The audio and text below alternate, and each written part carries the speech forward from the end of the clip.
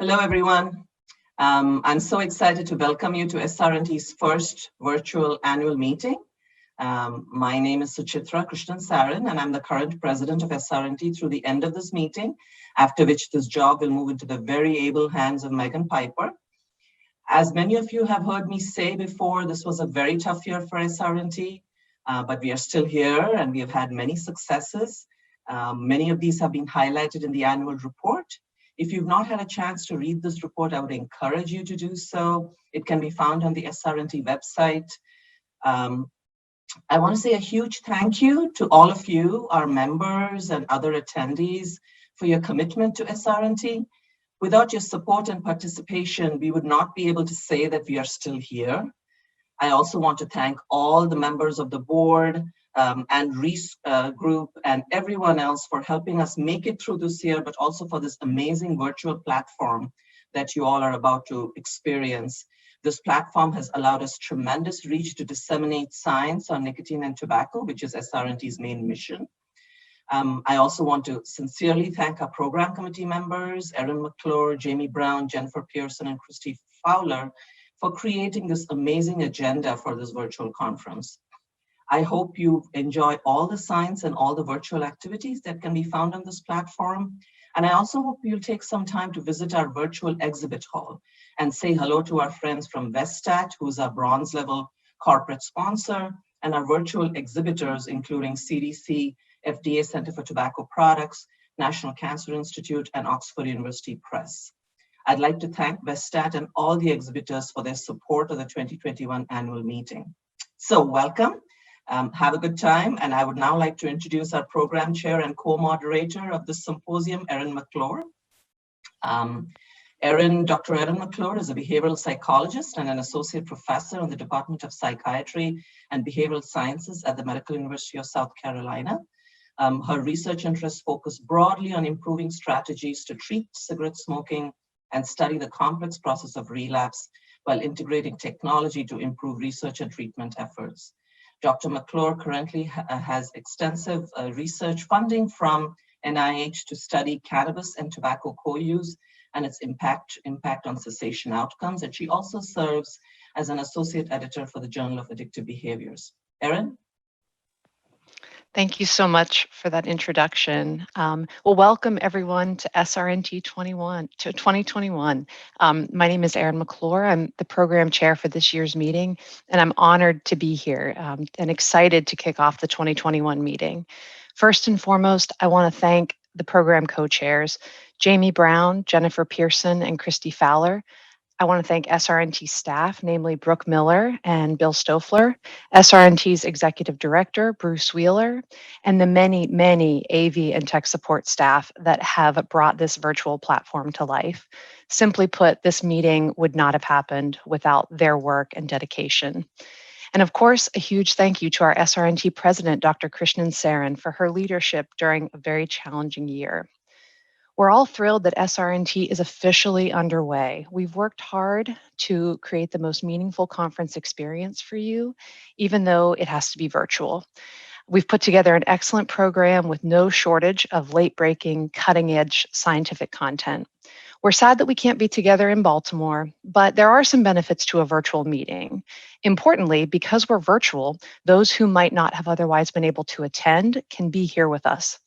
At last count, I'm proud to report that we have over 1,500 attendees registered for this meeting, representation from across 57 countries, and 124 attendees from low and middle income countries, as well as a number of students and trainees from around the world.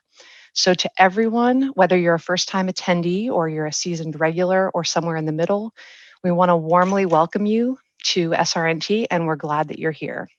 So before I hand it back over to Dr. Krishnan-Sarin, I want to point out some housekeeping items regarding your virtual tables.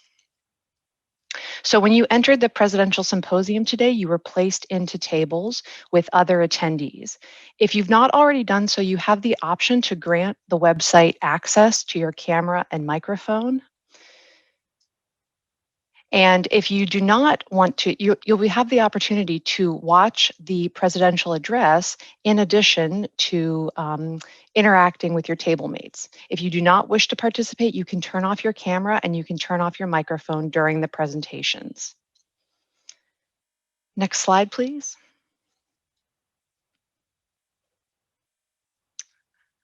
Got ahead of myself with the virtual table networking. So as I mentioned, these virtual tables are a nice feature to this platform, and you'll be able to use this at the networking session, which will occur after the presidential symposium from 6 to 7 p.m. And you'll have the option at that networking event to stay with your virtual table or jump around to different tables. And so now, without further delay, I want to turn it back to Dr. Krishnan-Sarin to introduce our distinguished lineup of speakers for the Presidential Symposium. So thank you all so much, and please enjoy the meeting. Thank you, Erin, for walking us through those details. So we are now going to move on to the opening event of this conference, which is the Presidential Symposium. I'm very excited about the topic of the symposium because it is one that is of great importance, and it's also very timely, particularly in light of the racial disparities and inequities that have been highlighted by COVID and many other events this past year. This symposium will focus on inequalities in tobacco use, specifically focusing on what has worked to reduce these inequalities and how we can learn from these and further scale up these successful efforts.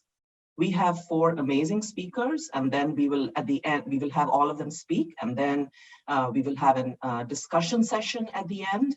I ask you all to please, if you have questions for the speakers, please enter them into the public chat box where you are all interacting right now. You see on your screen, please make sure and indicate which speaker the question is directed to. Erin and I will moderate the discussion session and direct your questions to the speakers. After the discussion session, we will have a presentation on the goals of SRNT's Racial Equity Task Force, so please stick around. And you'll also have time to speak and direct questions to the speakers in that short panel. So let's get started. Our first speaker is Dr. Monica Webb-Hooper, who is the Deputy Director of the National Institute on Minority Health and Health Disparities. Dr. Webb-Hooper is closely involved in overseeing all aspects of NIMHD and supporting the implementation of the science on recommendations to improve minority health, reduce disparities, and promote health equity. She is internationally known for her work on and scientific studies on minority health and racial ethnic disparities, focusing on chronic illness prevention and health behavior change. Her program of community engaged research focuses on understanding multi-level factors and biopsychosocial mechanisms underlying modifiable risk factors such as tobacco use and stress processes, and the development of community responsive and culturally specific interventions. So we are very excited to have Dr. Webb-Hooper here, and we will now listen to her give her talk. Thank you. Hello, hi, thank you for that kind introduction. I am just delighted to be here, and I thank the SRNT Program Committee for the invitation. I have the honor to open this important meeting and session to celebrate interventions that reduce tobacco-related inequities and focus on where we go from here. It is such an important and very timely topic. You know, we are at an interesting, challenging, and unprecedented time in US history, one in which people are discussing social change more than we have in the recent past, and that includes change within the domain of science. So where do we go from here, and how do we get there? The short answer is that we need to bake in health equity as a key ingredient in all of our scientific efforts. It sounds like a simple concept, and it's a term that we hear with increasing frequency, yet conducting true equity work is quite the challenge. Advancing the science of health equity means that we are intentional about how we build our training programs, how we engage with communities, and how we develop and execute our science. It means that we plan at the outset for how we will bake in equity as our primary ingredient. That ingredient that makes the perfect recipe to feed all of our souls. If we neglect to add in this very special ingredient as we begin, the effects of the neglect will surely be reflected in the end result. So achieving equity is the aspirational goal, or the highest level of health for all people. And that requires that we close the gaps, which are healthcare disparities, that we value everyone equally, that we address avoidable inequalities, and that we provide supports that are proportional to the needs and remove barriers to optimal health. So we're here to talk about health disparities, which are a particular type of health difference caused by disadvantage at multiple levels, such as social, economic, and these are those that have faced systematically greater obstacles to optimal health and can be characterized in a number of ways, including race, ethnicity, socioeconomic status, gender, sexual orientation, and others, groups that are often discriminated against or excluded. And importantly, health disparities are differences that should not exist. They are modifiable, and that means we have the opportunity for change. And we study health disparities because the significant scientific and psychological treatment advances that have been made have not benefited all populations. And this is the wicked problem that is staring at all of us. And it's beyond time to accelerate meaningful progress and move into third and fourth generation health disparities science. So I think of first generation health disparities research as the initial step, or understanding what health disparities exist, documenting their prevalence. Second generation health disparities research is the study of the contributing factors and mechanisms underlying risks. Now, third generation health disparities research is developing and testing interventions that reduce and ultimately eliminate them. And the fourth generation of health disparities research involves population level intervention implementation and uptake, and the application of a true health equity lens from the start of our efforts to their sustained completion. So first generation health disparities research is important. We need to identify and document the existence of health disparities as our first step. Recent reports on the prevalence of any tobacco use by race and ethnicity shows patterns that have really remained static for decades. And an estimated 50 million people in the United States, or 20.8%, report current use of at least one tobacco product. The prevalence across racial ethnic categories are too high, in my view, and are greatest among American Indian, Alaska Native adults, and among individuals who identified in the other racial category, which largely includes individuals of multiple heritages.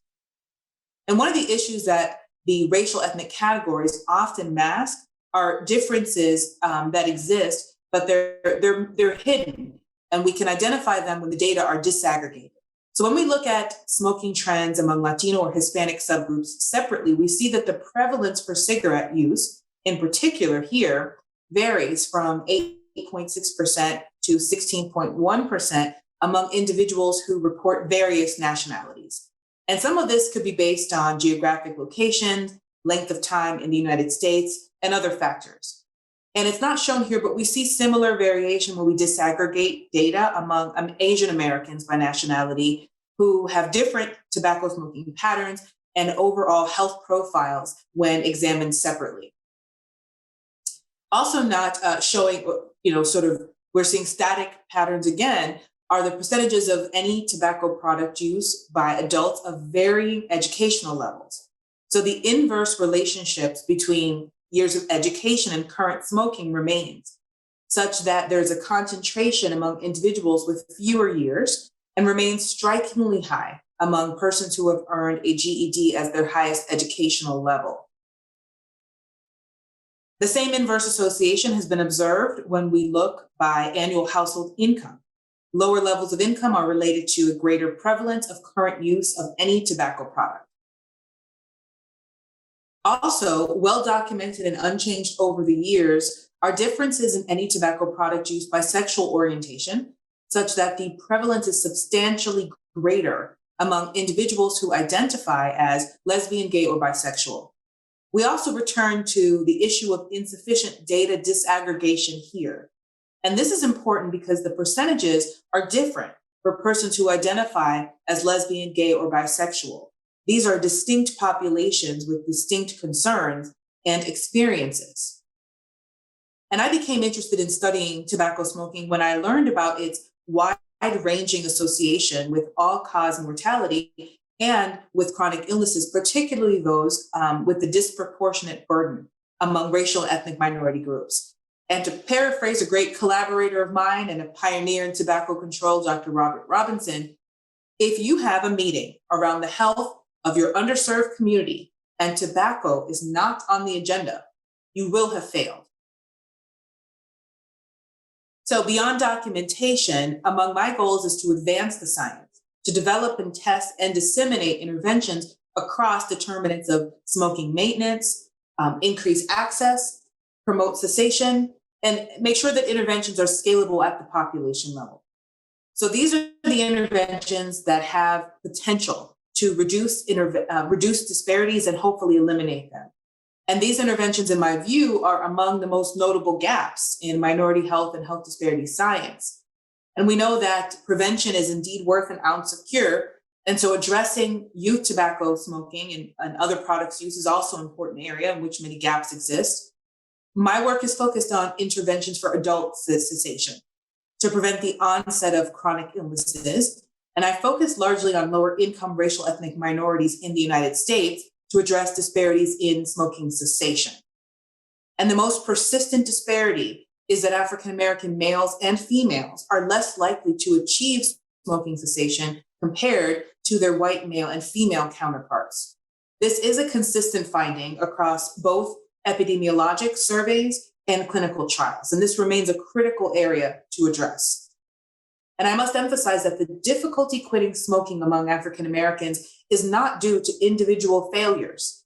In fact, multi-level factors contribute to the difficulty achieving this goal. And we've shown that greater distress levels are apparent among African Americans who smoke and who wish to quit.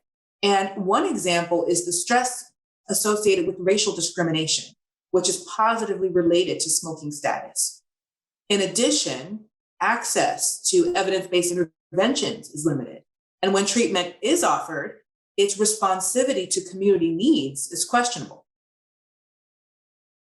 Although smoking prevalence among Hispanics or Latinos is lower than the national average, this varies by nationality, and the smoking-related illnesses are among the leading causes of death in this population group, and some studies have found less success with cessation. And there's also evidence that this diverse group is less likely to have access to responsive care or to use tobacco cessation aids, and provider advice to quit is less likely in this group compared with white adults. And we can see that in these data comparing white and Hispanic adults who smoke on quitting related variables, specifically treatment use, provider advice, and quit attempts over the span of 15 years, from 2000 to 2015. In the green bars, you observe that Hispanic persons who smoke over this time period were less likely to utilize smoking cessation treatment. And in particular, this analysis found that to be true among the non-pharmacologic treatments. Hispanic patients were also less likely to be advised to quit. And despite this, there were no differences in quit attempts. And we see that there's an increasing trend in quit attempts after 2005 among Latino adults. So, how do we get to where we want to go in terms of disparity, elimination, and health equity? The NIMHD Minority Health and Health Disparities Research Framework is a useful and evolving conceptualization of the factors relevant to the understanding and promotion of minority health and to the understanding and reduction of health disparities. The framework can also serve as a vehicle for encouraging science that addresses these complex and multifaceted factors that influence tobacco-related disparities, including those factors that span different domains of influence, as well as different levels of influence within these domains. So there are many factors that influence tobacco-related disparities, and based on the framework, we can see that they operate at multiple levels. And third generation health disparities research seeks to design effective interventions that cover most of these domains and levels of influence. The fourth generation would be interventions and policy changes to have a population level impact on disparity reduction. And I offer that culturally specific interventions, when designed with the intention of working across these levels and these factors, can advance health equity. That's what equity work is, going out of your way to make things fair, relevant, and just. And I'll give just a few examples from research conducted within our group that is moving in this direction. Let's talk a little about racial discrimination and tobacco cessation. So intensive group interventions, we know that they have large effect sizes and they're even more effective when combined with pharmacotherapy. Now, a health equity lens would say that because of the racial disparity in cessation among African Americans and the lower rate of treatment engagement, a culturally specific adaptation that accounts for the unique experiences of this population may demonstrate greater efficacy. So we developed a culturally specific group cognitive behavioral therapy, which retains the standard content, but it adapts it in such a way that it considers factors such as racial discrimination that we know affects tobacco use among African Americans. So in this intervention, we cover stress during session 3 in both interventions, but the discussion has a different look and feel in the culturally specific CBT. And these are findings from this head-to-head test, and the culturally specific adaptation of CBT produced a longitudinal effect on biochemically verified abstinence through 12 months post-counseling. So culturally specific interventions are part of equity work. And in one of our studies during which we delivered a standard smoking, we examined the association between perceived racial discrimination and smoking abstinence.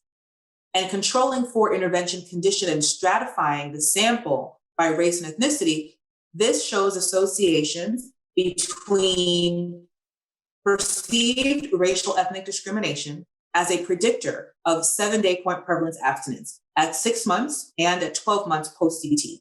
So among white participants, perceived discrimination was inversely associated with abstinence at post-intervention, but not at the 6-month follow-up. Among African American participants, perceived discrimination was inversely associated with abstinence, both at post-intervention and the 6-month follow-up. And among Latinos, this relationship was not significant at either time point. And we know that perceived discrimination experiences are problematic for health in many ways. And we observed that in this study as well, with a negative impact on one's ability to quit smoking, even among people who are highly motivated to quit, and in the context of intensive interventions. So I offer again that relative to standard interventions, a culturally specific approach that addresses racial discrimination is an aspect of doing equity work in this population. Now, how do we get to the 4th generation? Well, we have to ensure that such evidence-based interventions that have the potential to make a significant impact on minority health and health disparities reach as many people as possible. And we completed a randomized controlled trial called Project Free almost a year ago, and it tests the effectiveness of a culturally specific intervention as a component of quitline care, which is a population-based intervention. And we translated our efficacious culturally specific group CBT that we found to be efficacious into a video-based cessation intervention targeting African Americans. And it was also an update to the well-known and widely disseminated written smoking cessation guide. And so this intervention is called Pathways to Freedom, leading the way to a smoke-free community. And when we developed this video, it was intended to be delivered in multiple formats, given the changing technology, and to provide much of the same content delivered in our culturally specific face-to-face intervention. And it was formatted in such a way to increase the reach. So our quitline study involved African Americans involved in the North Carolina state quitline, which is operated by Optum. We randomized 1,053 participants to one of 3 conditions. So this is the largest smoking cessation trial focused on African American adults, a priori. And we compared usual care provided by the quitline, which is up to 4 counseling calls, plus standard self-help materials and nicotine replacement therapy, to standard quitline services, plus a standard smoking cessation video. And then the third condition was usual care plus the addition of the Pathways to Freedom video intervention. And participants in the video condition had the opportunity to view this as a DVD or on a private YouTube channel. And importantly, the Quick coaches were trained to refer people to relevant sections of each video during their counseling calls as it was appropriate. So one of the questions we sought to answer was whether the culturally specific emphasis would affect intervention engagement. So this is the YouTube channel for the control video, the How to Quit intervention. Viewers could opt to watch the full 60 minutes, or they could choose segments covering various topics. Wanted to show you the YouTube channel for the Pathways to Freedom video intervention. And you can see just that the face validity is offered by the surface structure, feel is different. There's also content that contains deep structure components infused throughout.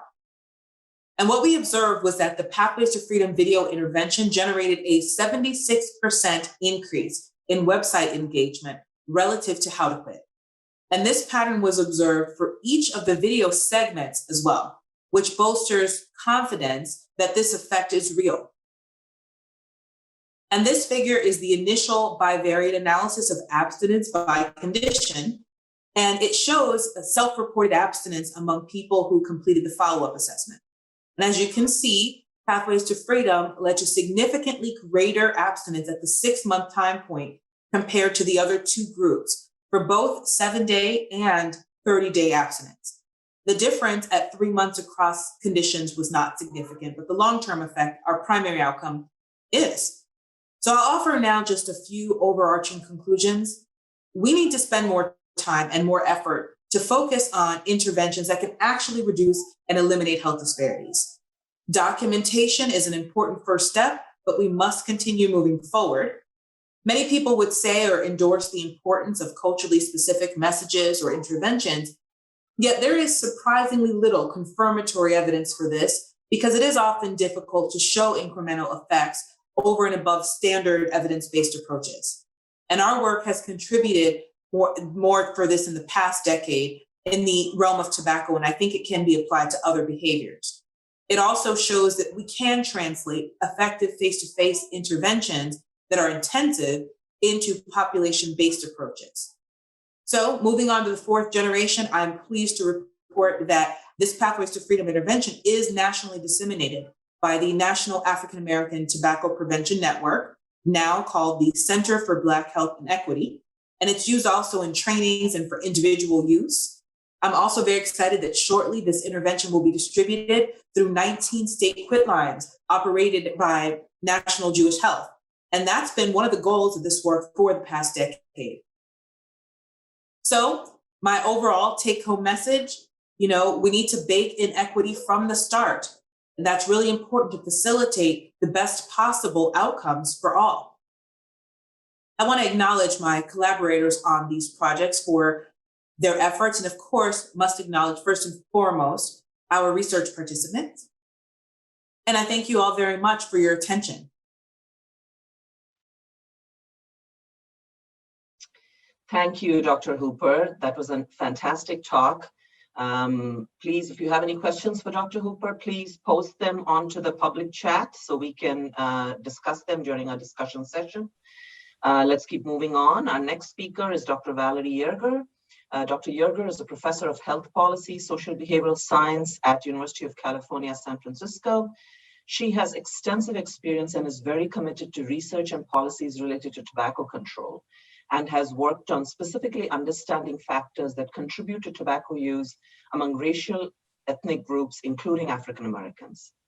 She has conducted extensive research on tobacco industry marketing and promotion strategies to racial and ethnic groups, particularly around the use of flavored menthol cigarettes, and is also extensively involved in local efforts to restrict sales of flavored tobacco products. She also leads important efforts to implement California's statewide capacity building network, which provides trainings and technical assistance to help state-funded programs strengthen their capacity to expand their reach and service to California's underserved populations. So I'm really looking forward to hearing from Dr. Yerger. Dr. Yerger, please take it away. Good afternoon. Thank you. So if we can move to the next slide, please.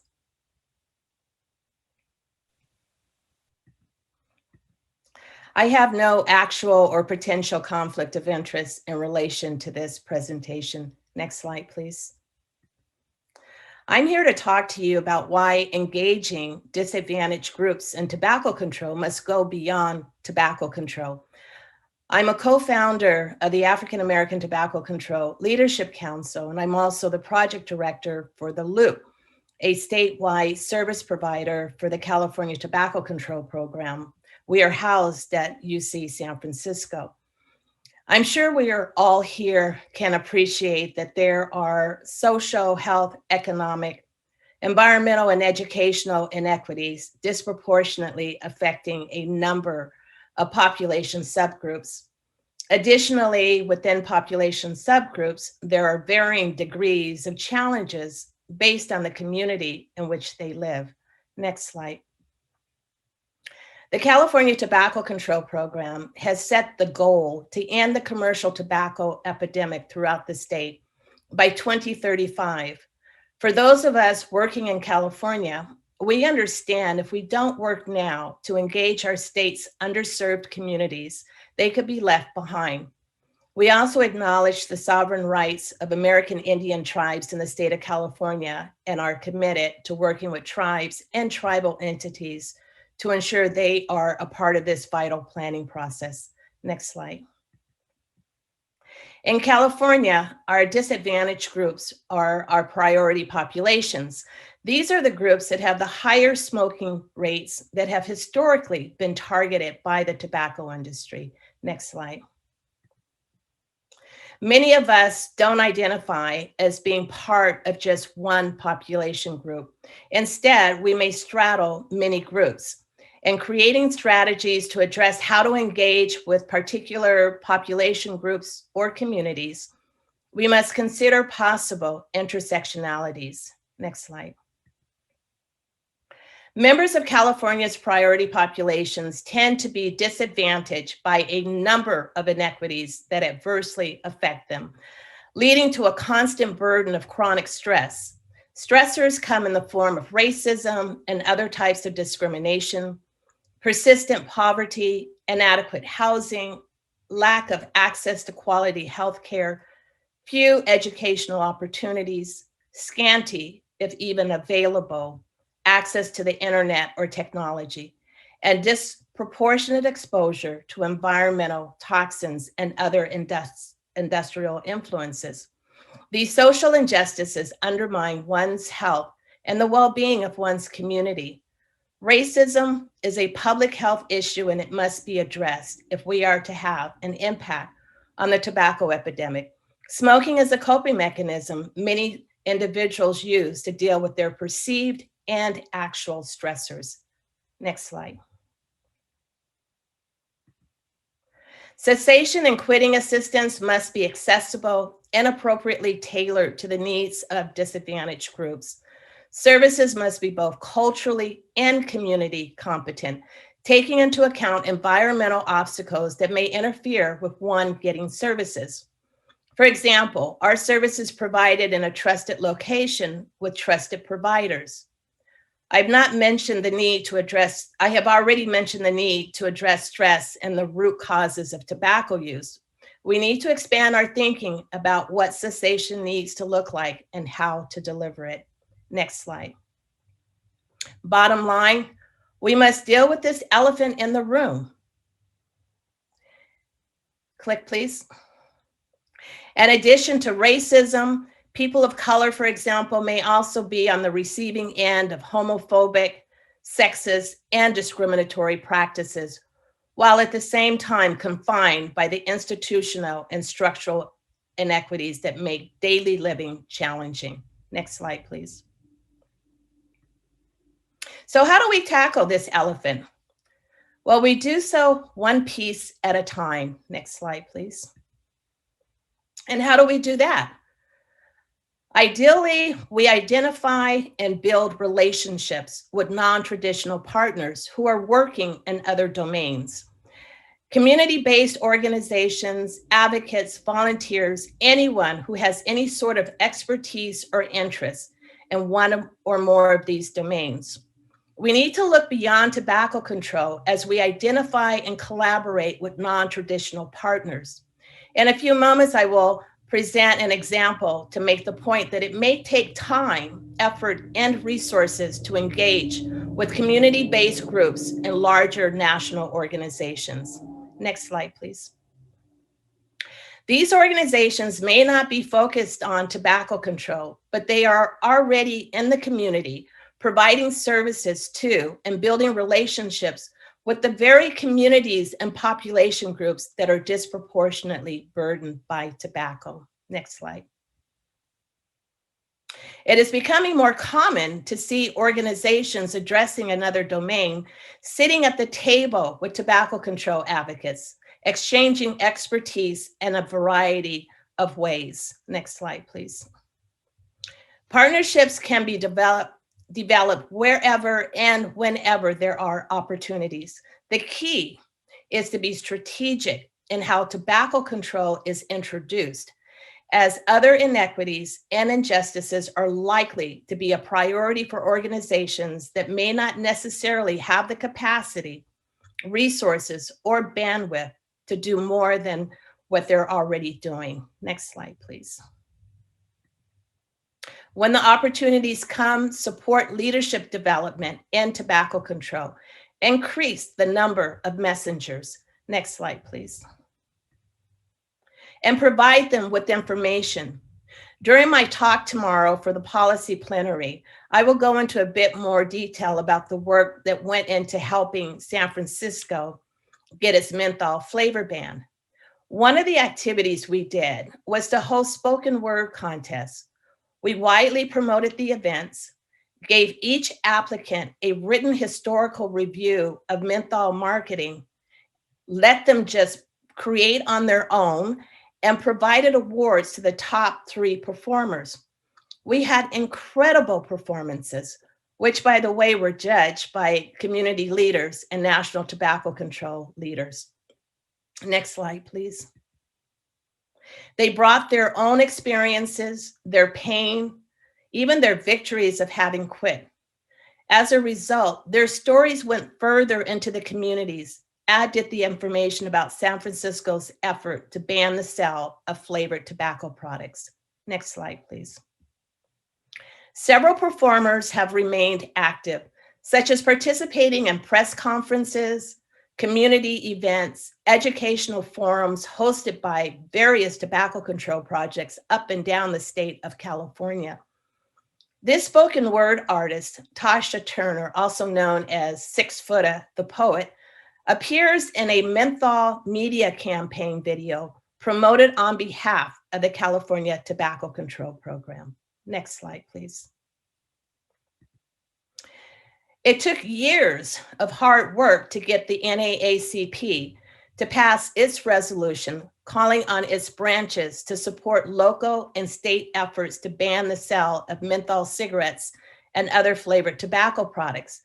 However, it was worth the time and effort. Having national organizations adopt such resolutions, next slide, please, gives members an opportunity to have a voice and able to contribute at press conferences, for example. Next slide, please. Delta Sigma Theta Sorority Incorporated is a 108-year-old public service organization with a membership of more than 350,000 college-educated and predominantly Black women. The sorority has guided local chapters to provide programs addressing education, health, international development, and strengthening of the African American community. Many members have professions and expertise in the domains I mentioned earlier and are able to help paint that elephant. The sorority also has a process where resolutions may be presented for consideration by the voting delegates at our national conventions, which are held every other year. The sorority has 2 resolutions related to menthol. Next slide, please. When San Francisco went on the defense to save its menthol flavor ban, the tobacco control movement needed help. Members of the local chapters of Delta Sigma Theta sorority appeared at a San Francisco Board of Supervisors meeting. Next slide, please. As part of the requirement for a year-long leadership program in Delta Sigma Theta, 2 other members of my cohort and I conducted a virtual community forum to highlight tobacco as an urgent health crisis in the Black community. We decided to focus on California, one, because we all live there, but primarily because of California's in-game strategy. Next slide, please. Representative Karen Bass, who at the time of this event was the chair of the Congressional Black Caucus, along with Tracy Ricard-Akins, the Far West Regional Director for the Deltas, and the San Francisco Police Chief, Bill Scott, who was in support of San Francisco flavor ban, all participated in the virtual event. Tobacco control experts, Dr. Phil Gardner, Carol Magruder, and attorney Sharon Eubanks were speakers. Next slide, please. This single event attracted over 165 members of the sorority, representing 29 chapters, most of which are in the state of California. Next slide, please. The green areas on this map represent the locations of the California chapters that attended. At the end of the presentations, participants entered into a pre-assigned breakout room where they were matched with local tobacco control advocates from their geographic location. Next slide, please. Breakout room participants had an opportunity to process the information they had just received and to discuss next steps. In California thus far, tobacco control advocates have been invited by more than a dozen chapters to meet with members and or participate in their chapter-sponsored community events. What we are also seeing is that Delta chapters are acting as liaisons to other local community-based organizations. Next slide, please. To summarize, we need to engage priority populations in a way that empowers them to take ownership of the information. That means recognizing we need partners in the community who might have other priorities. We must then find common ground by integrating health equity and social injustice frameworks into our conversations as we build relationships. And it could take time, funding, and many resources. So let's continue building evidence for what works for the various priority populations, especially subpopulation groups. Let's support leadership development within communities of color and help increase the representation of our priority populations and tobacco control. When developing policies, we must make them comprehensive so that they include those products that are disproportionately being used by disadvantaged population groups. And though I didn't talk about it, it should also be pointed out that media education campaigns can be used to raise the urgency of why tobacco is such a critical and urgent issue. Next slide, please. Thank you, and my contact information is provided here. Thank you so much, Valerie. That was an outstanding talk, and thank you for setting out a path for those of us who want to do work in the community and with community organizations. I'm sure you'll be getting a lot of calls and emails about your efforts. So let's keep moving on. Our next speaker is Dr. Lourdes Conde-Gabernati, who is a professor in preventive medicine and the Associate Dean for Community Initiatives, Associate Director of Community Engagement, and the Director of the Center for Health Equity in the Americas at USC. Dr. Gabernati's research focuses on health disparities, and she's an expert in culturally and language-specific health communications and on community-based participatory research methods. Her work actively engages stakeholders, patient advocates, and community residents. She's also currently involved in multiple efforts on COVID and mitigating the impact of this pandemic on Hispanic and other vulnerable communities. Dr. Gabernati has published extensively on cancer, tobacco, and other risk behaviors with a focus on racial ethnic disparities and health equities. So Dr. Gabernati, looking forward to hearing your talk, and please take it away. I am Dr. Lourdes Baez-Conde Carbonati.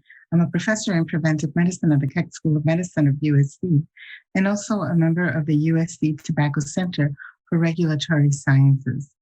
Today, I'm going to talk about strategies for developing effective and culturally sensitive interventions in diverse racial and ethnic communities.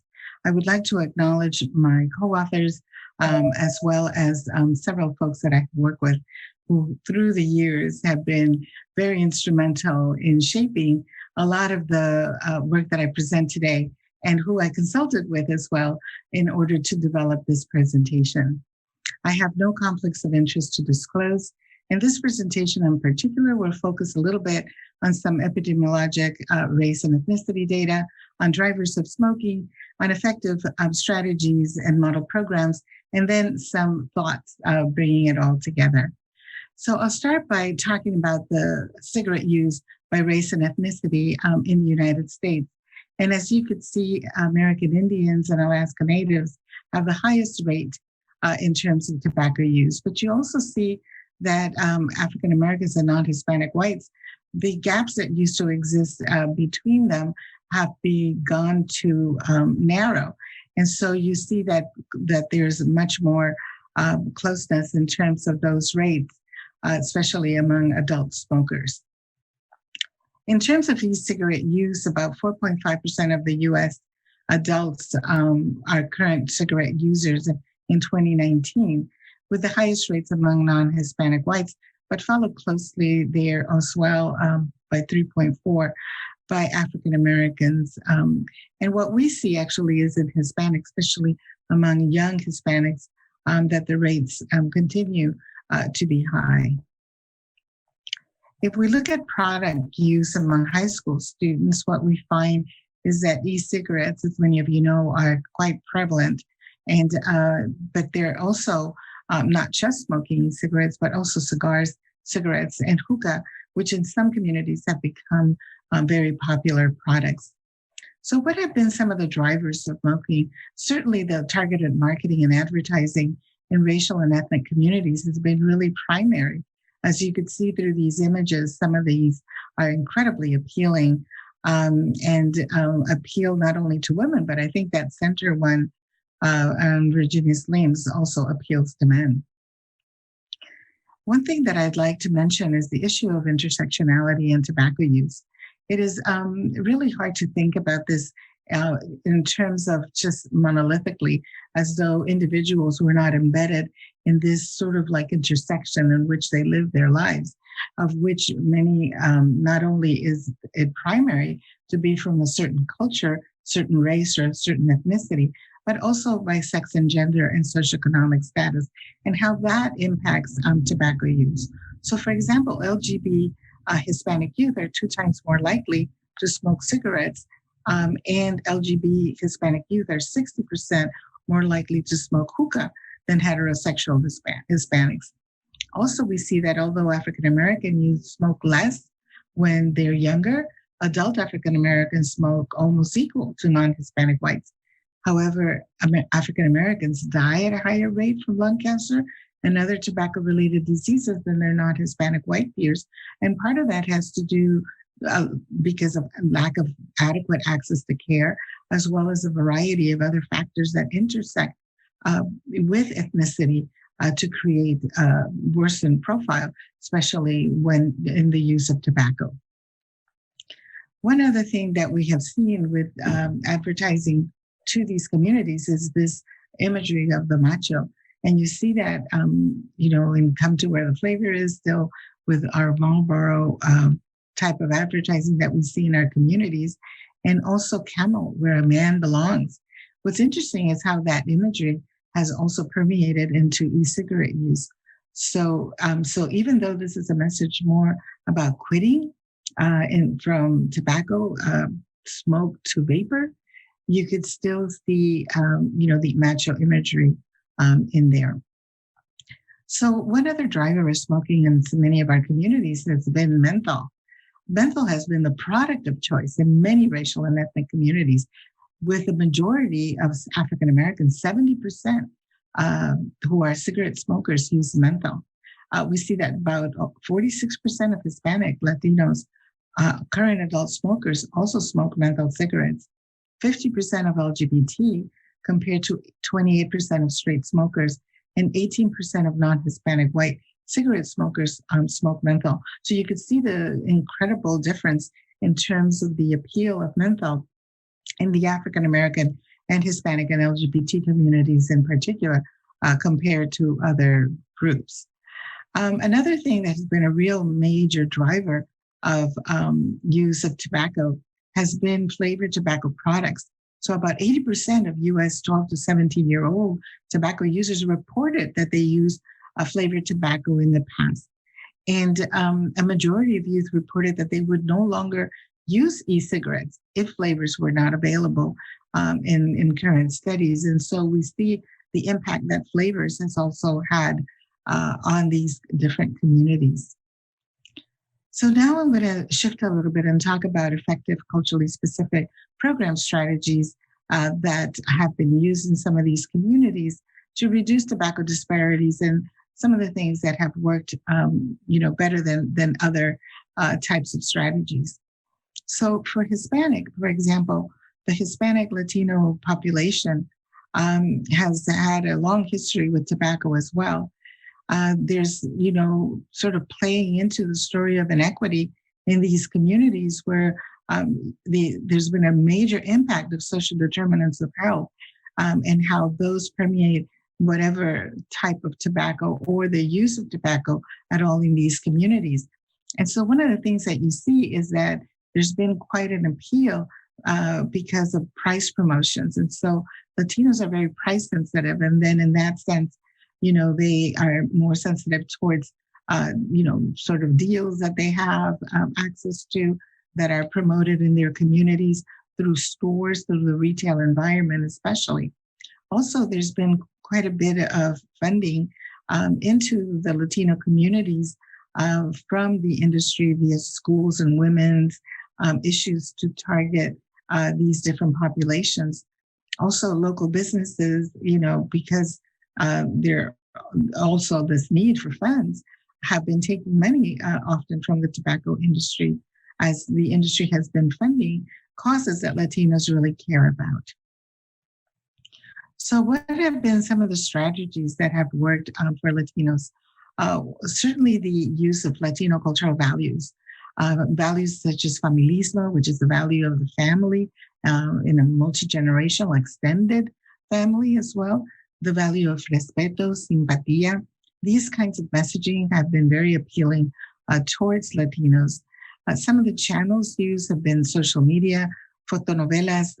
We have one fotonovela, Marta on a Mission, El Reto de Marta, which was developed at USC by Dr. Jennifer Unger and colleagues. And that fotonovela has been very effective on issues related to multi-unit housing. Also the use of videos, edutainment. Edutainment is an area of entertainment and education that can be brought together in order to produce adequate health messages. And so work that I have done with Dr. Sheila Murphy and Jeremy Kagan from the USC School of Cinematic Arts has shown us the effect of edutainment and really making a change in differences in these environments. Also important is what are some of the sources that are utilized in order to deliver the messaging. Promotores de Salud has been a very effective means to do that.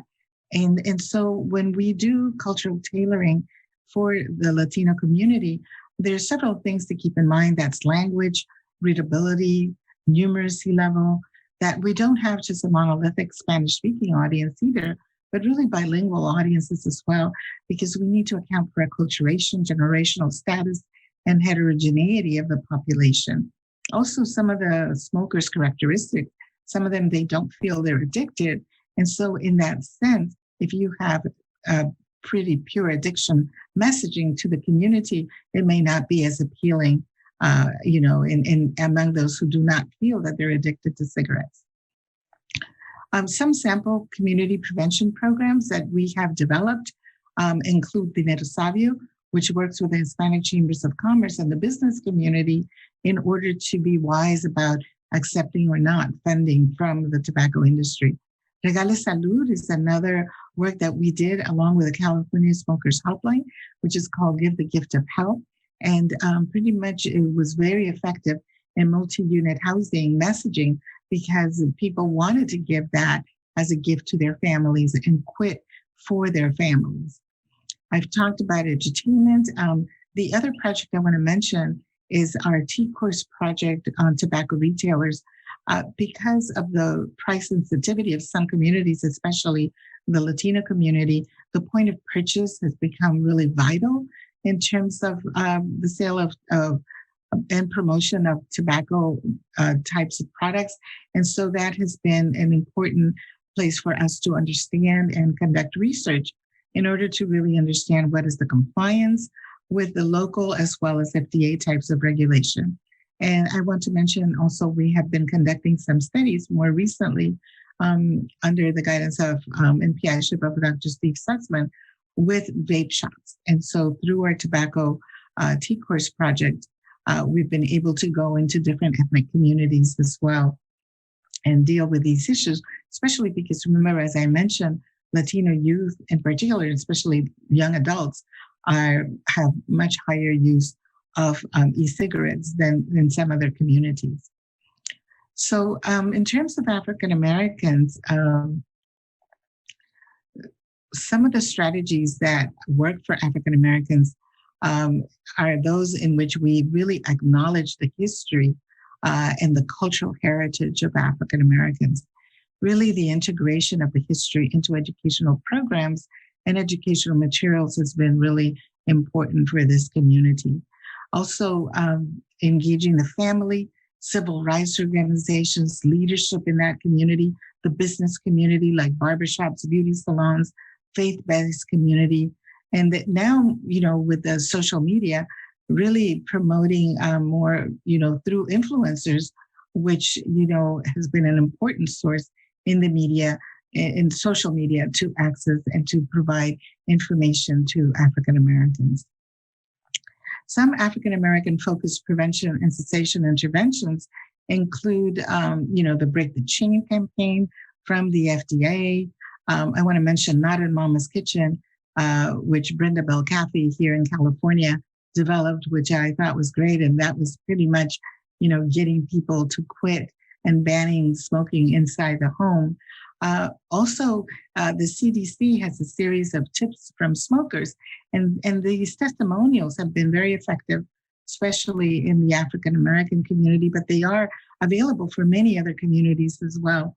And those messaging that really combats the targeted tobacco industry marketing and advertising that happens in the community. So telling those stories to save lives is a really good tool, especially in the African American community. Another sort of tool that has been used in this community has been Pathways to Freedom. And this was created a few years ago, but still is quite relevant with some updates in terms of the community. And it has been really a very important aid in terms of helping in cessation in the African American community. In terms of American Indians and Alaska Natives, we need to recognize that tobacco has had an important role in traditional Native American Indian cultures for thousands of years. And so we need to understand that there is a relationship with tobacco that's a little different than that kind of relationship that tobacco has had with many other communities. So there are regional variations in cigarette smoking that exist among American Indians and Alaska Natives. For example, there's lower prevalence in the southwestern part of the United States and higher prevalence in the northern plains in Alaska in terms of tobacco use. For some American Indians, the use of tobacco is ceremonial, religious, or has medicinal purposes. The public health problem really in this community is the recreational habitual use of commercial tobacco. And so really being able to clarify that, especially in any messaging, is really important in this community. Strategies that have worked for American Indians and Alaska Natives include those in which we are community focused, where there is acknowledgement of the sacredness of tobacco, especially for those communities that have this relationship with tobacco, to see it as a gift or as medicinal or in other ways. Valuing nature, the land, respect for the environment, the protection of the family, really the value of the origin of the different tribal communities is also important. And the respect of sovereignty, especially when we're developing policy-oriented types of programs and messaging. The engagement of tribal leaders is key, as well as engaging, art and cultural expressions that are important within this community. Here are some sample programs: Second Wind, All Nations Breath of Life, Project Stop the Use of Nicotine. And then this is some imagery which has been effective in terms of getting the tobacco message out in the community. The one on the right is use it in a sacred way, or in the middle, value our traditions, and on the left, really the value and the importance of our children and being able to breathe happy in their tobacco-free home. So this has been important messaging and protecting the children from secondhand smoke. Among Asian Americans, one of the important things we need to acknowledge is the heterogeneity of the population and the fact that there is variations in the tobacco use among Asian Americans, with several communities having higher rates of tobacco use than others. So for example, we have Filipinos which tend to have a higher use than other communities within the Asian Pacific Islander community. And so there are many different countries here. So we have to kind of acknowledge that we're looking at a very heterogeneous population. We see that oftentimes the tobacco companies will support the Asian business associations. And so we have to also be acknowledging that as we develop messaging in this community. Electronic cigarettes are also very popular and easily accessible. In some Filipino American communities with some of the highest rates of tobacco use, we often see that it's used as a mean of reducing stress, to combat depression, or also in socializing. And current Filipino and Chinese American men smokers are more traditional and less acculturated than former and never smokers based on language use with friends and English fluency. So we really have to acknowledge the differences in languages as well as acculturation in this community. What have been some of the strategies that have worked in the Pacific Islander and Asian community? Small group sessions, especially for cessation, one-on-one consultations with a health professional, videos that are really culturally tailored and also in language, facilitators that speak the language. Certainly receiving nicotine-free patches has been very helpful, and acknowledging again the heterogeneity of the population, the different in terms of cultural emphases, language variability, and disaggregation of data so we really understand what is happening in the community. Messaging about the community as a collective is really important, as well as acknowledging that there are acculturation differences in this community. We need to understand how to work through internal networks, because some may not go outside the family to seek support, and also acknowledge what is the community readiness and the individual's readiness level to quit. Because for some communities as a whole, because of how they utilize tobacco, it may still be low. Social media is high, especially among younger generations. And one very important thing is also the complexity of the varied tobacco products that are used in these communities and the social significance of the products and how we need to acknowledge that in particular. So to bring it a little bit together from several conversations that I've had with my colleagues as well as with Steve Sussman and Bob Robinson, which I'd like to recognize, some of these strategies, we need to consider multiple things. One very important thing is how we use community competence rather than cultural competence. And the use of the word community competence seems much more appropriate within a context where we're trying to change the behaviors of entire communities. But we need to acknowledge that communities can be very complex. So history, language, culture, literacy, geography, imagery, multi-generational status, and the diversity of these communities is really, really critical. So it's really hard to reduce competence to only one community determinant because of the complexity of all of these determinants and how they play with each other and how they determine tobacco use in a community. So multiple things to consider is the multiple social strata within the various communities, how it is a specific community could have multiple racial groups within that community, varied sexual gender identities, varied religions, and those common beliefs and behaviors that are often unspoken, and also varied health status and the healthcare and health resources that are available in these communities. So working on community competence, it's almost like acknowledging that we have like this picture of glacier, where the superficial part of it, what you see on the surface, is only one part of what it really exists deep inside, these communities. So being able to acknowledge this is really critical. Also, some key variables that are really important in culturally sensitive and tobacco cessation programs include empowerment, really being able to educate, provide knowledge, engage the community, and build that leadership within the community where the participants feel very valued. One example is what we call the LAMP program, which was developed by Appeal, in which the participants felt very empowered and then went on to create specific community types of interventions on tobacco that led to policy changes. Also that people are able to identify. They're depicted in the program materials as individuals of the same ethnicity. They share similar cultural values. But critically to understand is that we just can't translate a material and assume that because you put a picture of someone else of another community in it, that will be enough, even if it's translated into language.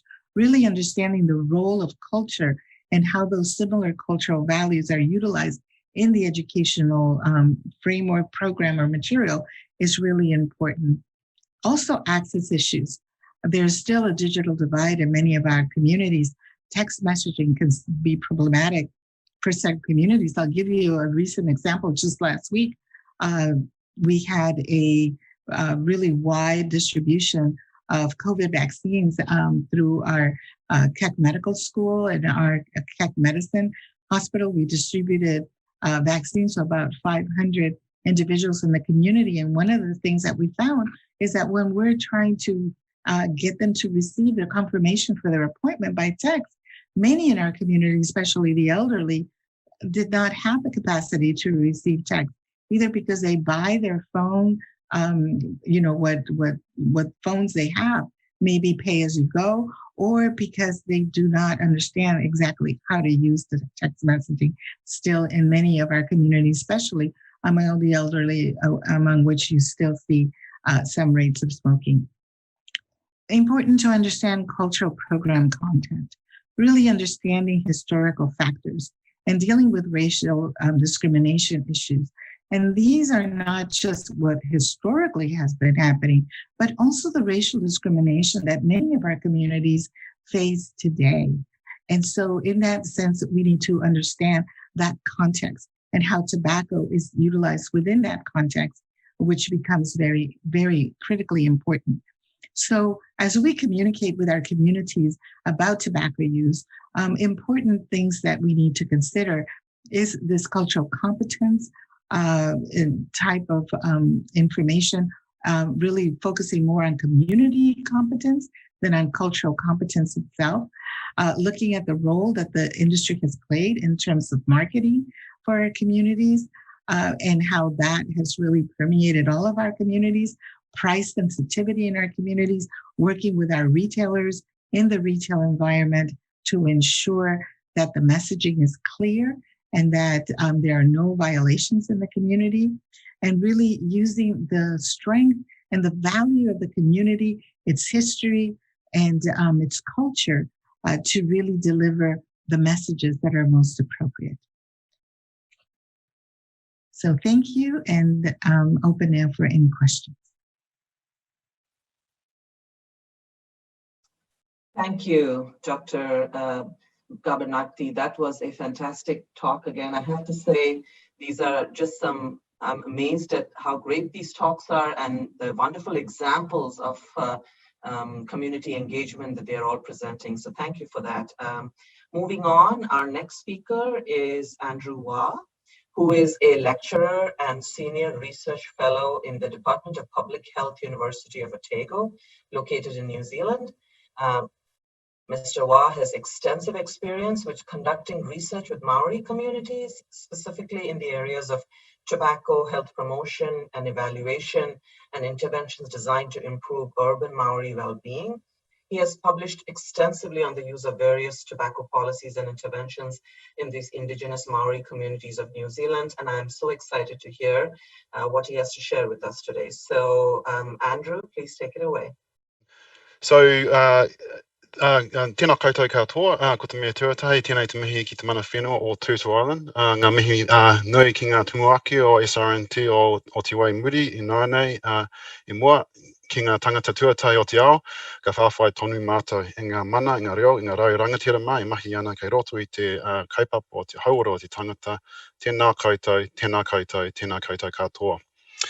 Thank you for the opportunity to present today, and I really feel humbled following such great presentations before me. My name's Andrew Waugh, and I am New Zealand Māori, and the Māori culture has a strong tradition of oral tradition, and a part of that is we have a proverb for every occasion, and I'd like to share a proverb with you today. Whae te kahurangi ki te tūoho koe he maunga teitei. And it talks about taking on the challenge, and if you bow to it, let it be to a mighty mountain. And I think for me, this presentation is about identifying our challenges, taking them on, and by achieving those challenges, that's where our successes lie. Can you forward to the next slide, please?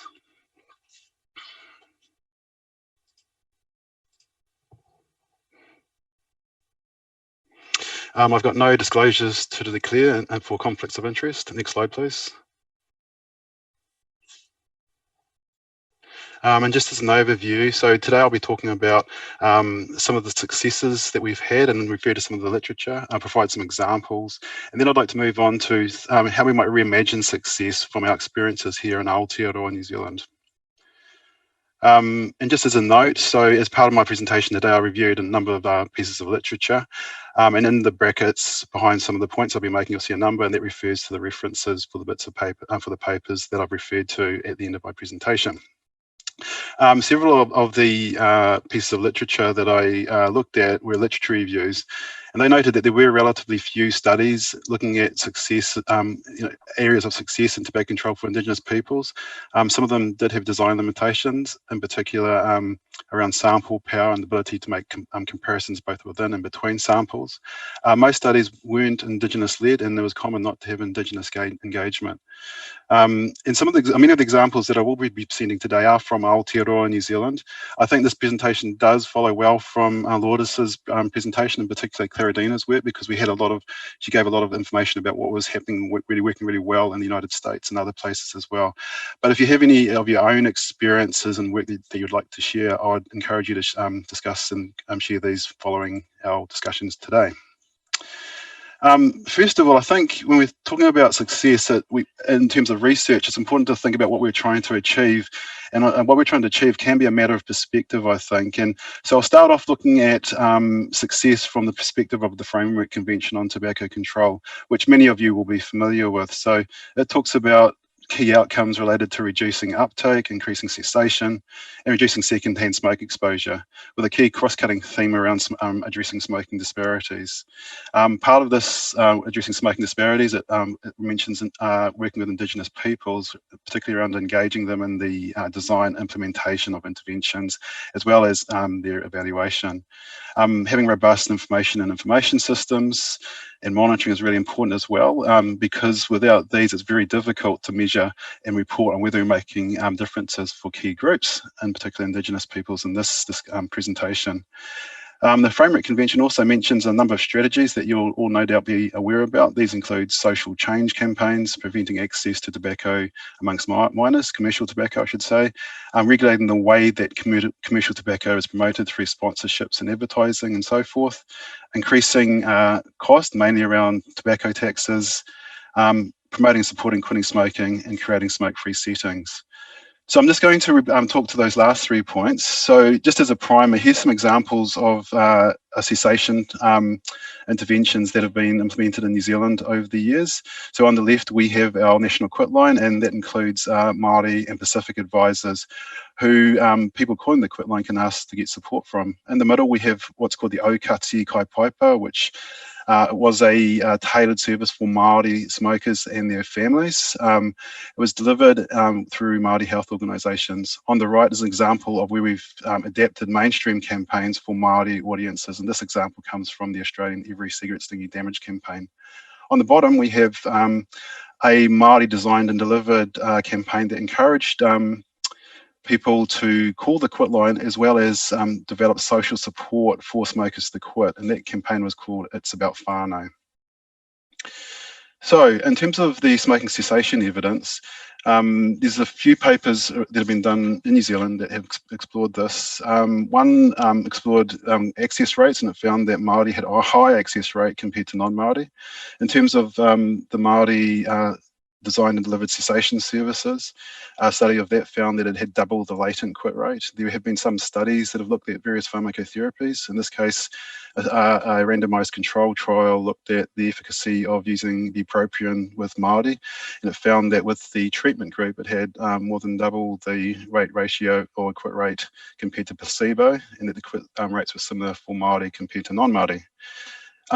Research around effectiveness of mass media campaigns has found that threat appeals actually generate the most calls to the quit line. However, campaigns such as the It's About Whānau campaign that I mentioned was found to build strong social support, as well as was almost as effective in generating calls to the quit line compared to the Every Cigarette is Doing You Damage campaign. In preparing for today's slide, I actually realised that I'd accidentally deleted my slide on tax. So I'll just talk to that quickly. So just the point here too is that due to its regressive nature, tax is a point of debate in New Zealand about whether we should do it and how we should do it and how we should engage Māori and Indigenous peoples in policy development. With that in mind, a study led by colleagues here at the University of Otago modelled the impacts of 10% tax rises over a 20-year period. Just noting that just until recently, New Zealand did have a 10% annual tax rise. This study found that that Māori per capita gained 3.7 times quality adjusted life years compared to non-Māori, and this was, they thought, was largely due to higher smoking rates amongst Māori, as well as price sensitivity. Another study that I was involved with colleagues here in New Zealand with the ITC, with Richard Edwards and James Stanley, also found that Māori were more likely to support tax increases if they were tied to smoking cessation support. Smoke-free settings. So New Zealand's had smoke-free environments legislation for many decades. In 2004, new legislation came into force that extended the smoke-free environments to all workplaces, including bars, blue-collar workplaces, and so forth. Coming into that legislation, there was Māori were found to have strong support, and this support consolidated post coming into force. However, it was found that Māori support was lower than that of Māori. So the research, or mainly the literature reviews, also commented on attributes in general around what makes intervention successful. And I'd note that these share a lot of similarities what Lourdes also discussed in her previous presentation. So process of working with Indigenous peoples was an important attribute. So cultivating relationships that were meaningful with Indigenous communities and leaders, making sure that they were there at the onset of the of when an intervention was thought about, through implementation, and as well as follow-up through it. Recognising the rights of self-determination, sovereignty, that includes enabling Indigenous leadership as part of the process. In terms of services and program delivery, having multifaceted interventions such as cessation that is backed up by mass media campaigns and broader interventions that might help other things that people might present to with the service with. and making sure that people's experiences of any of these interventions left them feeling respected and empowered as a result. And also that these, as you might expect, that these interventions were culturally safe and centered and acknowledged cultural protocols. So that's really fantastic, and I think there have been a lot of successes in Aotearoa New Zealand as well as internationally. However, we do, I think, have a wicked problem, another elephant in the room, which is despite these interventions, we still have persisting smoking disparities that have carried on despite decades of intervention. So to illustrate this point, here's a piece of work that was done by colleagues here at the university. And in it, they modelled the impact of business as usual approaches to tobacco, such as seconding and addressing smoke-free environments, cessation support, and so forth. They looked at the impact with Māori women, with this line at the top, and then compared to non-Māori women at the bottom. And what we can see is that over time, that prevalence drops, which is fantastic. However, the disparities continue for quite some time into the future. And here we have a 5% smoking rate, which was seen to be in New Zealand's case, it was seen to be achieving our endgame goal. And you can see that actually for Māori women, the endgame isn't achieved at the same time as everybody else. In fact, what we see here is a picture of disparity. To illustrate this point further, this graph, also from colleagues here at the university, looked at the excess quitting required from our cessation programs and services as they stand that would help us achieve smoke-free New Zealand by 2025. And again, that's reducing prevalence down to 5%. And I think in New Zealand, we have a really good range of cessation support and services. These include the Quit Line, tailored interventions for Māori, Indigenous and Pacific peoples, subsidised pharmacotherapies, mass media campaigns, texts, lots of things. And I think in the context of New Zealand at least, it's hard to imagine that we could get much more out of these cessation services, and they're doing a great job. However, if you see in this graph, the dark spots at the bottom represents the constant rate of cessation that you might expect from these cessation services. And then the shaded column bit at the top of the column is the excess required. And so you'll see that by 2025, we'd still have over 90,000 or nearly 90,000 Māori smokers and 220 non-Māori smokers, which for New Zealand is quite a bit. We're a small population. And to me, this says that while cessation is really important, it's just not as a prevalence reduction measure, especially around reducing disparities, we need much more. So with that in mind, with these enduring smoking disparities, and what I'm going to call it business as usual, being too slow to bring about marked reductions in prevalence, particularly between Māori and non-Māori or Indigenous and non-Indigenous peoples. In the mid-2000s, our Māori leaders, such as Honi Harawira at the bottom of this graph, you'll see his quote there, Shane Bradbrook, the ex-director of Te Reo Marama, and Dame Tariana Turia, ex-Māori Member of Parliament, as well as leader of the Māori Party, mooted the notion of of a endgame for New Zealand, which became known as our smoke-free Aotearoa goal. And following their advocacy and advocacy of many other people, the New Zealand government committed to this goal to reducing smoking to minimum levels. I think this is important in many respects from a research perspective, because it helps, for me personally, made me think about, well, what is success? What are we trying to work for with Māori and Indigenous peoples? It seems that the only way to get rid of our disparities is to address smoked tobacco. And for this to happen, we need structural change. We need to think about the nature and the product of tobacco and how accessible it is. We need the timeframes, and we need to think long and hard about what is most effective and what else we need to do to consolidate our efforts. From a research perspective, I think it poses some, from a research perspective, I think there's some implications for how we might look about engaging in research around commercial tobacco control and Indigenous peoples. And these pose some questions such as, can interventions achieve desired impact with acceptable timeframes? So I think timeframes, in the past, in the experience of Aotearoa New Zealand, we had an indefinite time frame, which was, and we knew that things were changing, but this, by having an end game, helps us think, well, we needed to do a outcome by a certain time, what will get us there? I think it's important to think about what is the role of endgames in eliminating smoking disparities, keeping in mind in the experience of Aotearoa New Zealand that our endgame is as much about disparities as it is about getting rid of smoked tobacco.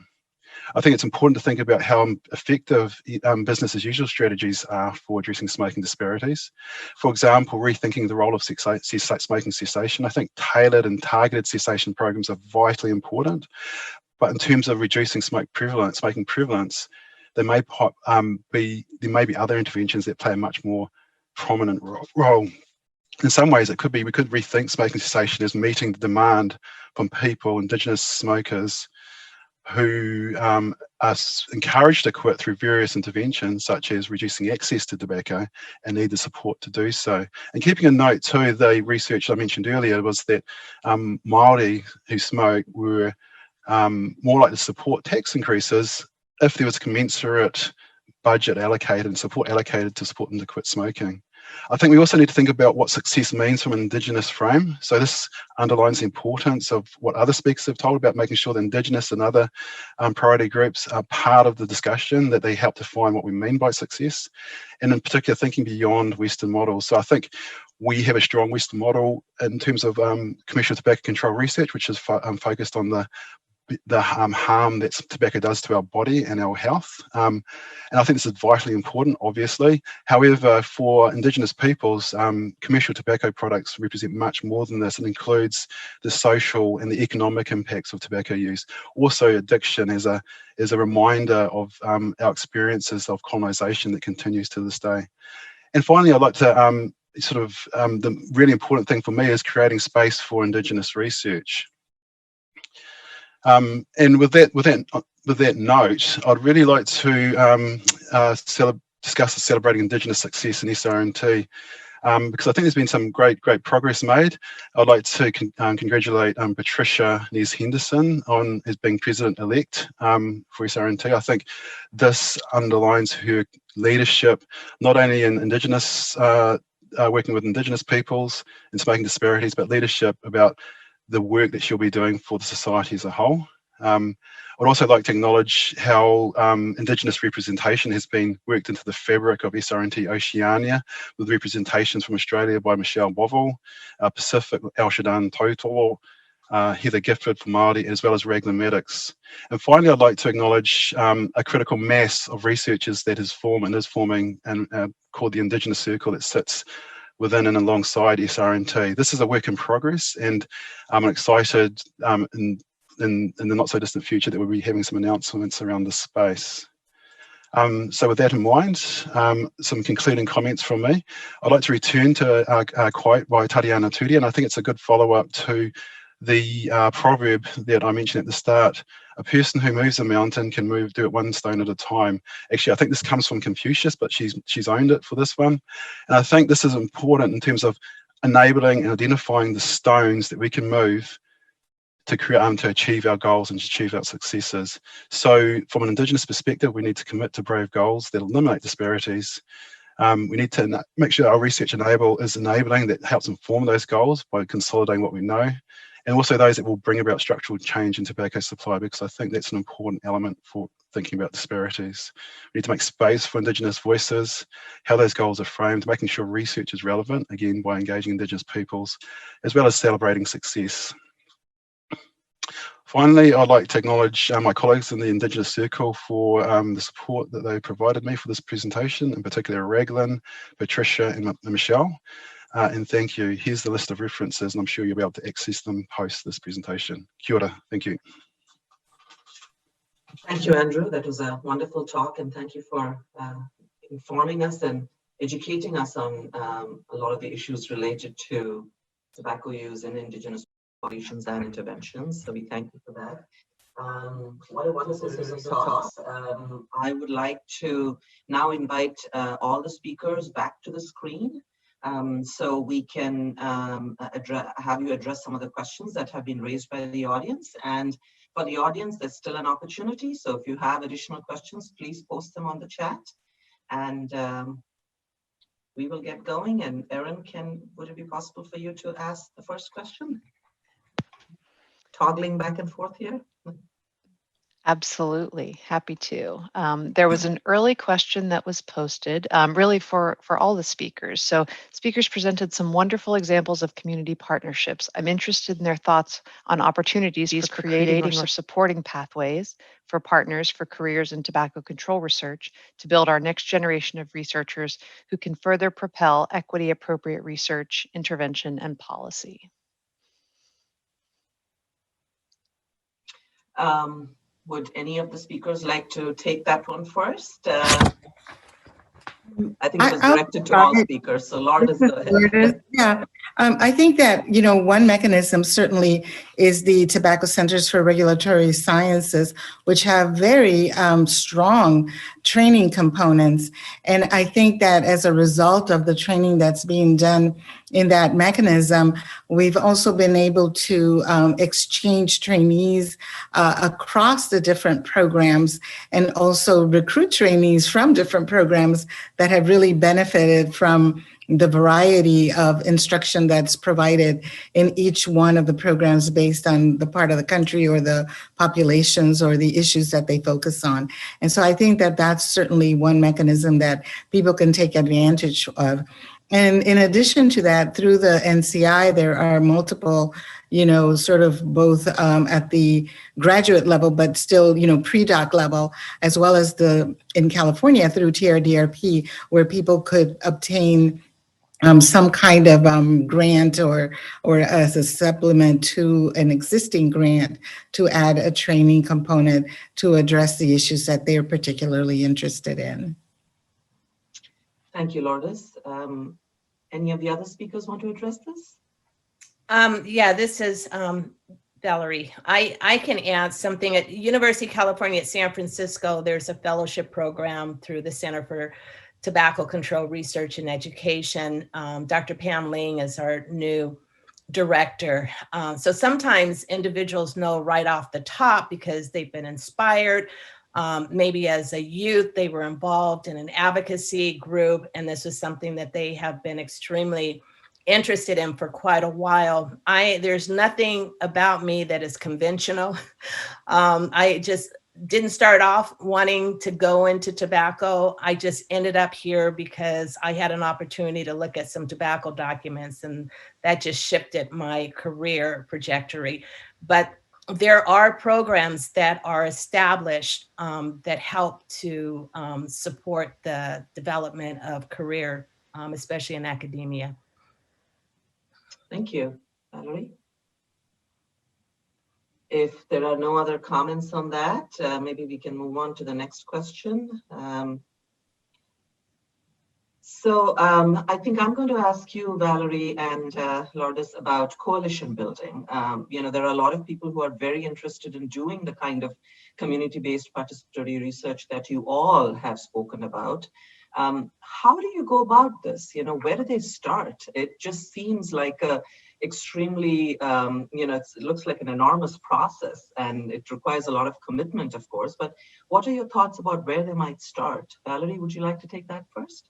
Sure. Well, I can talk about my own experience, and I'm here in California, so I don't know, to be honest with you, what's going on in the other states, but I do know that the states do communicate with each other, and practices that have shown to be extremely effective and documented as being effective are other states will try to replicate them. So in California, our tobacco control work is very heavily dependent on the coalitions.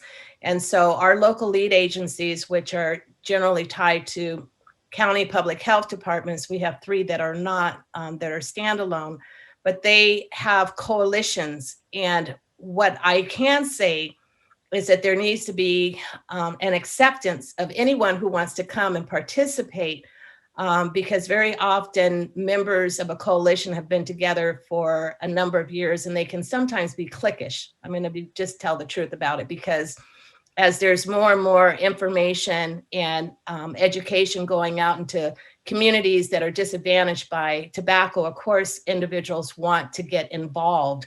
And they very often will want to start at a coalition as a volunteer.